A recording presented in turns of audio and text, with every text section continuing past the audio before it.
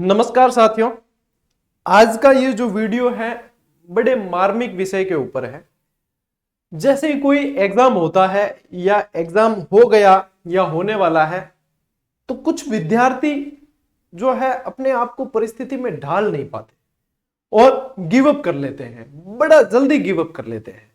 अभी हाल ही में रीट का एग्जाम हुआ और अब जैसे बोर्ड का एग्जाम आने वाला है तो ऐसी अप्रिय घटनाएं हर साल सुनने को आती है। जैसे एग्जाम का दौर आता है तो यह अप्रिय घटनाएं ज्यादा सुनने में आती है। अभी हाल ही में साथियों आज की बात है, जैसे ये जो न्यूज मैंने देखी तो मतलब एक तरीके से स्तब्ध रह गया कि मतलब विद्यार्थी इतना जल्दी ये डिसीजन कैसे ले लेते हैं। अब ये विद्यार्थी है, इसने रीट का एग्जाम दिया है और रिजल्ट आया नहीं है। उस रिजल्ट के आने से पहले ही इन्होंने हथियार डाल दिए और अपनी जो जीवन लीला थी उसको समाप्त कर दी। ये एक बच्ची का लेटर है जो 10वीं कक्षा की छात्रा थी। उसकी जो है मम्मी पापा से सॉरी बोलते हुए और इस बच्ची ने भी अपनी जीवन लीला समाप्त कर दी। सबसे पहली बात तो एक चीज मैं ये कहना चाहूंगा साथियों कि जो जीवन मिला है ना, जो जन्म लिया है वो हमने अपनी मर्जी से नहीं लिया, तो हम इसे अपनी मर्जी से खत्म क्यों करते हैं। ये जीवन जो ईश्वर ने दिया है ये किसी न किसी मकसद के लिए दिया है। हमारे किरदार पहले से तय हैं, हमारे रोल पहले से तय हैं, हम सिर्फ किरदार निभाते हैं। हमारी भूमिकाएं पहले से तय हैं, हम सिर्फ किरदार निभाते हैं। अब ये सरकारी नौकरी हो गई, चाहे कोई भी एग्जाम है जिसमें परसेंटेज हो गए, क्या यही हमारी योग्यताओं का मानक रह गया है? क्या एक एग्जाम हमारे जीवन से बड़ा हो गया है? सॉरी कहकर ज्यादातर आत्महत्या के जो केसेस देखने में मिलते हैं, लेटर मिलता है सॉरी मम्मी, सॉरी पापा, और उसके बाद में वो चल देते हैं। क्या सॉरी कहने भर के ही मतलब उनका इंतजार था? क्या आपके सॉरी कहने से वो जो उनके ऊपर गुजर रही है वो अपने आप को धीरज दे सकते हैं? कभी नहीं। चाहे किसी अप्रिय घटना में चाहे कोई परिवार का सदस्य चला जाए तो फिर भी धीरज आ जाए किसी एक्सीडेंट में या ऐसे, लेकिन आत्महत्या से जो व्यक्ति जाता है उसके परिवार को कभी धीरज नहीं आ सकता। जब हमारा जीवन, हमारा जन्म हमारी मर्जी से नहीं हुआ तो हमें हमारे जीवन को खत्म करने का भी अधिकार किसी ने नहीं दिया है। आप लोगों को यह चीज समझनी चाहिए साथियों। सरकारी नौकरी नहीं मिलना यदि आत्महत्या का कारण है तो दुनिया में मतलब 1% लोग ही सरकारी नौकरी करते, तो यानी कि 99% के अपने आप को खत्म कर दे, अपने आप को मार दे। मतलब यहां से आत्महत्या करने वाला विद्यार्थी या व्यक्ति जो है वो तो अपने आप को मुक्त समझ लेता है, जबकि कोई इसमें मुक्ति जो है आत्महत्या करने वालों को नहीं मिलती है साथियों, क्योंकि परिवार के पीछे से उम्मीदें बंधी हुई होती है। अच्छा, आप यहां से चल दोगे, पीछे वाले क्या करेंगे? इन चीजों को समझने की जरूरत है। कभी भी ध्यान रखना, परिस्थितियां आपको तोड़ने के लिए नहीं आती है, परिस्थितियां आपको मजबूत बनाने के लिए आती है। यही चीज बार बार जैसे क्लासेस लेते हैं, जैसे स्टूडेंट्स से इंटरेक्ट होते हैं तो बार बार बताते हैं साथियों, परिस्थितियां आपको मजबूत बनाने आती है। यदि आपको असफलता का डर रहता है तो आप उस एग्जाम को दो मत। या तो, और यहां पे मैं ये भी कहना चाहूंगा कि कई सारे पेरेंट्स जो है बहुत ज्यादा दबाव बनाते हैं। बच्चों को कंपेयर करना छोड़ दो। हर एक व्यक्ति अपने आप में श्रेष्ठ है, और जो कंपटीशन जैसे एग्जाम देते हैं तो उनसे भी मैं कहना चाहूंगा कि अपने आप को दूसरे से कभी भी कंपेयर मत करो। हमेशा कहता हूं मैं, दूसरे से कभी कंपेयर मत करो, आप अपने आप में श्रेष्ठ हो। और असफलता नाम की कोई जो चीज है, कोई भी शब्द है, वो एक विद्यार्थी की डिक्शनरी में शामिल कभी नहीं होता। बस या तो एक प्रयास में सफलता मिलती है या फिर बार बार प्रयास करने पड़ते हैं। आपको दुनिया के इतने सारे उदाहरण मिल जाएंगे जिन्होंने 60-60, 70-70 साल तक संघर्ष किया और 70 साल की अवस्था में जाकर उन्हें सफलता मिली। क्या गिव अप करना समाधान है? नहीं है। जो पीछे मां बाप रहे हैं, आपके जो भी सदस्य परिवार के रहे हैं, उनके ऊपर क्या बीतेगी? क्या उन्होंने आपसे यह आशाएं की थी कि आप एग्जाम देकर आएंगे और असफलता के भय से या असफल होने से आप जो है यहीं पे सब कुछ छोड़ के और अपने आप को रुखसत कर लेंगे? वो कभी भी ऐसा नहीं सोचते। और आप लोगों के मन में भी यदि ये विचार आता है तो सोचा करो, सिर्फ सरकारी नौकरी ही जीवन का आधार नहीं है। इसके अलावा भी बहुत सारे फील्ड हैं जहां पे आप अपने आप को साबित कर सकते हो। आज बिजनेसमैन जो है, अच्छा बड़े बड़े बिजनेस जो चला रहे हैं, क्या वो सरकारी नौकर है? नहीं है। फिर भी वो बहुत तगड़े बिजनेस चला रहे हैं, तो वो कहीं ना कहीं अपनी स्किल्स को डेवलप करके, अपने आप पे विश्वास करके, अपने ऊपर मेहनत करके अपने आप को निखारते हैं। आप भी अपने आप को निखारें। सिर्फ आत्महत्या साथियों समाधान नहीं रह जाता है। अपने आप को कंपेयर मत करो, हर दिन जीने के लिए मिला है। ये प्रकृति बड़ी सुंदर है, ये जीवन जो मिला है इसको जियो, जी भर के। भाई भगत सिंह जैसे जो नौजवान थे, उनको चढ़ती उम्र में फांसी की सजा दे दी गई, उनसे उनका जीवन छीन लिया गया। आपको तो जीवन जीने के लिए मिला है, आप अपना जीवन अपने आप से क्यों छीनते हैं? कम से कम अपने लिए नहीं तो अपने परिवार के लिए सोचा करें कि वो जो आपसे जुड़े हुए हैं, क्या आपकी नौकरी, मान लीजिए आप नौकरी लेते हैं, आप नौकरी के लिए तैयारी कर रहे हैं, आपकी नौकरी क्या सिर्फ आपके सुख भोग के लिए थी? क्या सिर्फ आपके सुख भोग के लिए थी या पूरे परिवार से जुड़ी हुई थी? जब पूरे परिवार से जुड़ी हुई थी तो फिर ये डिसीजन आप अकेले कैसे ले लेते हैं? ये चीज नहीं होनी चाहिए साथियों। अच्छा, ये न्यूज मुझे थोड़ी और स्तब्ध करने वाली है, क्योंकि विद्यार्थी रीट का एग्जाम दे रहा है, और रीट का एग्जाम तब दिया जाता है जब शिक्षक भर्ती की परीक्षा है। तो शिक्षक भर्ती की परीक्षा यानी कि या तो आप अपने आप को सिर्फ एक, ये शिक्षक की जो भर्ती है इसे सिर्फ एक नौकरी की तरह लेते हैं आप। और क्यों शिक्षक भर्ती जो है साथियों एक आदर्श पोस्ट है, एक आदर्श पद है समाज के अंदर। यदि आप यहां से गिव अप करते हैं, और आत्महत्या एक आपराधिक श्रेणी में आता है, आत्महत्या जैसा कृत्य करते हैं, तो फिर यदि आप शिक्षक बनते तो भी आप किन मूल्यों को आगे हस्तांतरित करते? इस चीज को समझना चाहिए, इस चीज को समझने की आवश्यकता है। शिक्षक केवल एक मतलब नौकरी नहीं है, एक गरिमा वाला पद है।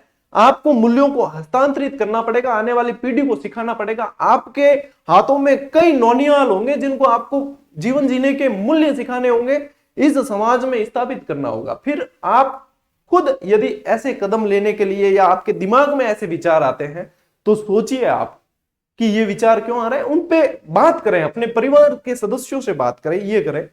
ये परिस्थितियां जो है, जैसे एग्जाम होता है 2-4 दिन लगता है, लेकिन आप लोग अपने आप में मजबूत बने, क्योंकि सेल्फ मोटिवेशन जो होता है ना साथियों, उसके अलावा जो है और कोई मोटिवेशन काम नहीं आ सकता। आपको अंदर से मोटिवेट होना जरूरी है।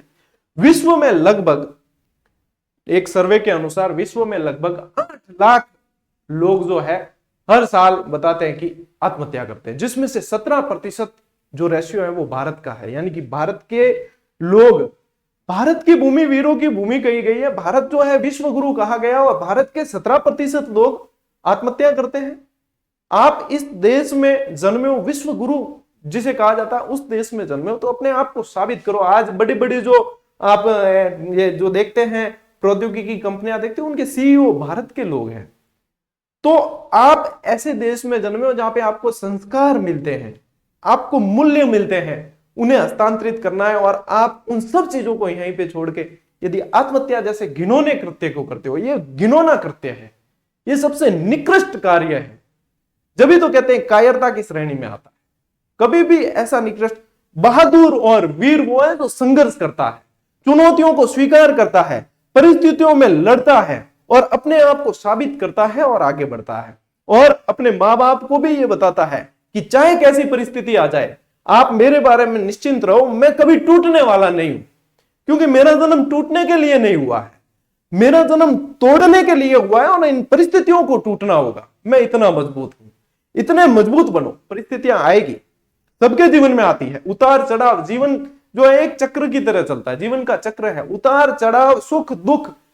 यदि दुख नहीं है तो सुख की अहमियत पता नहीं चलती, यदि उतार नहीं है तो चढ़ाव की अहमियत पता नहीं चलती। उतार चढ़ाव, सुख दुख सारे जीवन के पहलू हैं, एक चक्र की बातें हैं, ये चलते रहते हैं साथियों। कभी भी भाई होता है असफलताएं, हमने भी देखी है, आप भी देख रहे हैं। आप लोगों को मार्गदर्शन करने वाले इतने लोग हैं, आप लोगों का हौसला बढ़ाने वाले इतने लोग हैं, क्या आप अपने आप का हौसला नहीं बढ़ा सकते कि मुझे गिव अप नहीं करना है?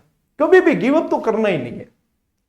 मनुष्य जीवन मिला है तो मान के चलें कि संघर्षों से लड़के हमें आगे बढ़ना है। अब अपन यहां पे अपनी एक जो है सफलता या असफलता के लिए हम हमारा डिसीजन ले लेते हैं कि आत्महत्या जैसे घिनौने कृत्य को चुनते हैं। वहां 1857 की क्रांति में कितने क्रांतिकारी लड़े हैं, कितने देश के लिए शहीद हुए हैं। यदि उन्हें जीवन जीने का मौका मिलता तो भारत 50 साल पहले आजाद हो जाता। फिर ये चीजें कभी आपने सोची भी नहीं होगी। भाई भगत सिंह जैसे, राजगुरु, सुखदेव जैसे व्यक्तियों को जीवन जीने का मौका मिलता तो वो कितना अपने देश के लिए क्या क्या कर सकते थे। उनसे तो उनका जीवन छीना गया था। आपको आपका जीवन मिला है और आप बिना किसी इजाजत से उसे छीनने का प्रयास करते हैं, ऐसे निकृष्ट कार्य को चुनते हैं। मेरी उन सभी विद्यार्थियों से दरख्वास्त है, मेरी उन सभी विद्यार्थियों से निवेदन रहेगा, अपने आप को परिस्थितियों के अनुरूप मजबूत करना सीखो।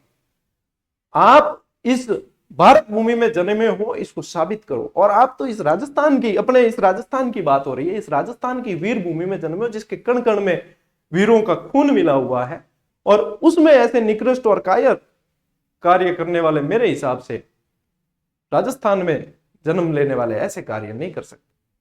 कम से कम अपने आप को मजबूत बनाओ, अपने आप को दूसरों की प्रेरणा बनाओ, दूसरों से सीखो कि हम सिर्फ हमारे लिए नहीं जी रहे हैं, दूसरे हमारे पीछे और कई लोग हैं जो हमें देख देख कर जी रहे हैं, तो कम से कम उनके लिए जियो। संघर्ष करो, संघर्ष करना सीखो, अपने आप को साबित करो। कई मौके मिलेंगे जीवन में, एक मौका चला गया तो आप सोचते हो कि जीवन चला गया। कुछ सपनों के मर जाने से जीवन नहीं मरा करते हैं। अपने आप को साबित करो, मौके बहुत मिलेंगे, खूब मिलेंगे, और एक मौके का ही तो फायदा उठाना है। इंतजार करो उसका और उसके लिए प्रयास करो। कभी भी गिव अप नहीं करना है जिंदगी में, और ऐसे कार्य कभी भी मत करना।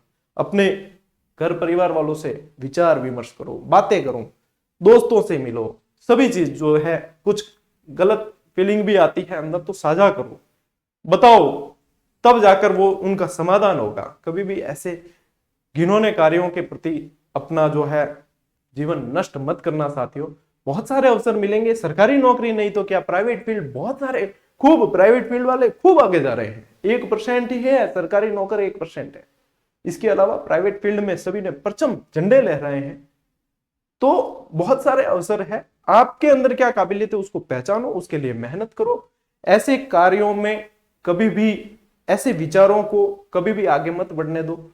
और यदि कोई आसपास कोई डिप्रेशन में आपको विद्यार्थी मिलता भी है या कोई ऐसा व्यक्ति मिलता है तो उसे बातचीत करो, उसे बताओ उसके जीवन की अहमियत क्या है, गुणवत्ता क्या है, उसे बताइए और उसे गलत कदम उठाने से रोकिए। यही हमारा नैतिक कर्तव्य है और यही हमारा मानव धर्म है, यही हमारे मूल्य कहते हैं, यही हमारे संस्कार कहते हैं। साथियों, आज के ये संदेश इसीलिए है कि एग्जाम होते रहते हैं, रिजल्ट आते रहते हैं, ये चीजें चलती रहती है, ये जीवन का एक हिस्सा है।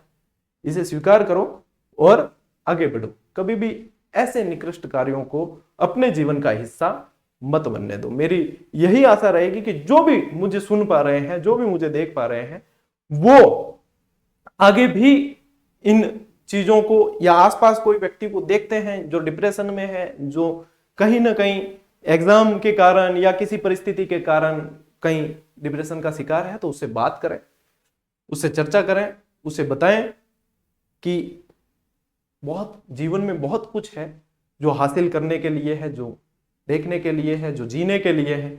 अपनी इस जीवन लीला को यहां समाप्त करने का अधिकार आपको नहीं है साथियों।